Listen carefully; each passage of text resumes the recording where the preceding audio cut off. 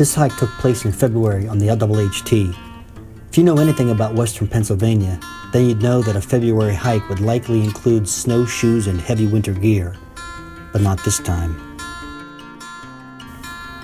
For a couple of weeks I had my eye on this weekend for a short overnighter. As Friday drew closer, however, I knew that it was going to be unlike any winter hike that I'd ever taken. For about a week we'd had unseasonably warm temperatures. Friday was going to be the best day of the week. It was 73 degrees when I started my hike.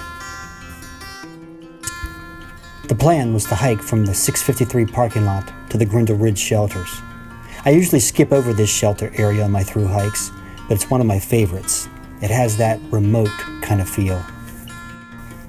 The hike in was exceptionally nice. No pesky insects or ticks to worry about. Just a nice stroll along a relatively flat terrain.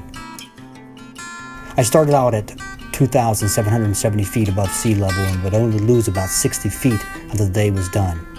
It's that flat.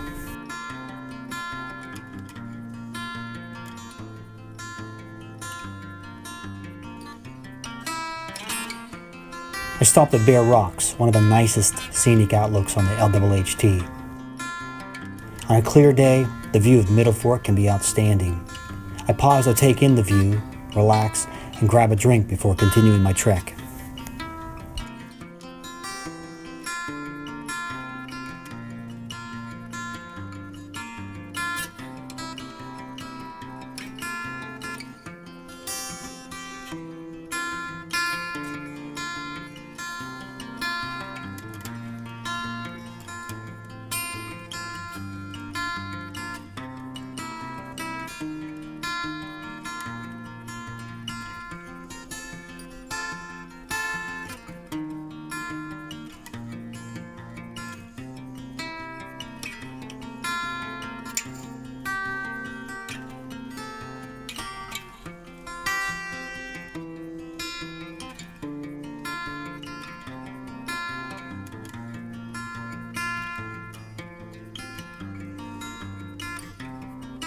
I had reserved a tent site, so when I hit Grindle Ridge, I found a couple of trees suitable for hanging my rig.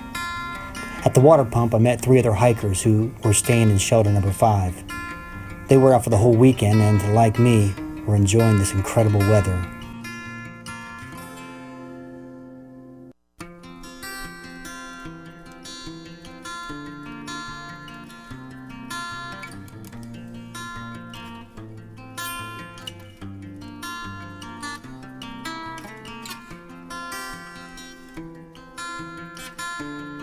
After stringing up my hammock and shelter, I set out to make dinner.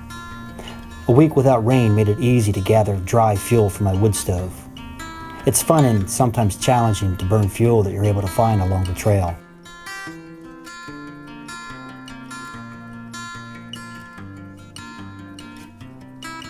A piece of dryer lint responded quickly to a spark. Inside the stove was some more lint and some fatwood shavings.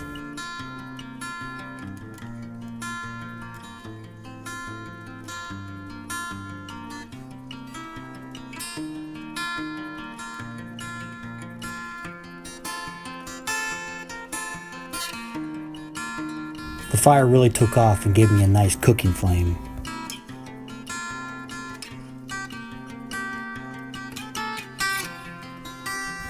I had a rolling boil in no time.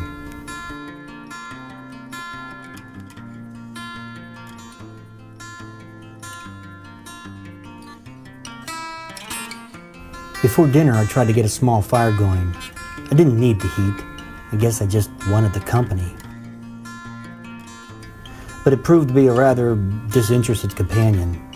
In spite of a lot of coaxing, it just didn't want to stick around. But that was okay. I just saved the available firewood for someone who may have really needed it.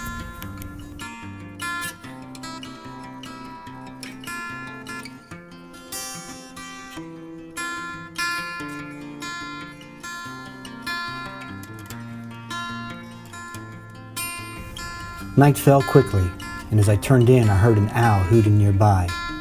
Off in the distance, another replied, and I heard the first one get rather excited. I lay in my hammock listening to their strange chatter back and forth. For me, it seemed so cool. For them, it was just another night in the woods.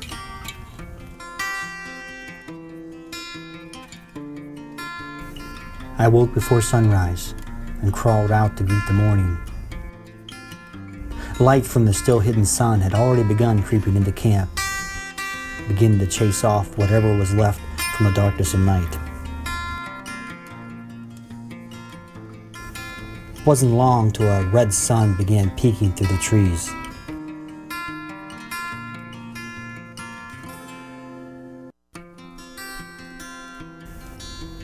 From the flame of a small alcohol stove, I soon got breakfast and coffee going.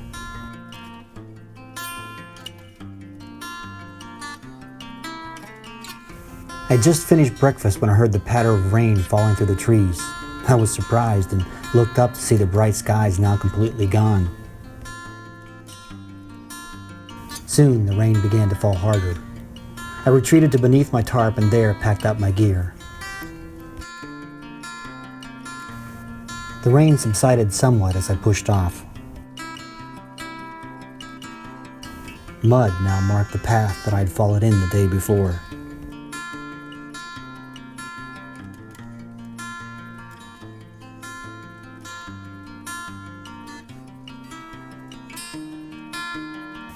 It was now much cooler than the day before. However, it was still comfortable as I moved south. The rain soon stopped and a warm wind whipped much of my wet clothes into a slightly dampened dry. I was feeling pretty good. I didn't pass anyone as I moved along the trail. It was just me and my thoughts. That time can be pretty amazing. I highly recommend it.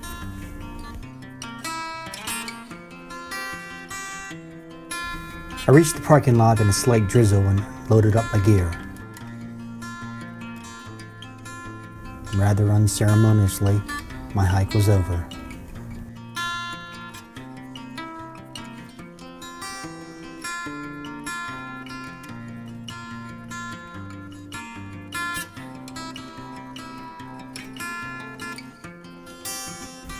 It wasn't your typical February hike.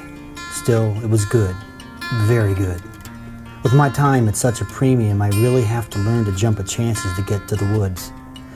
I jumped on this one and was sure glad I did.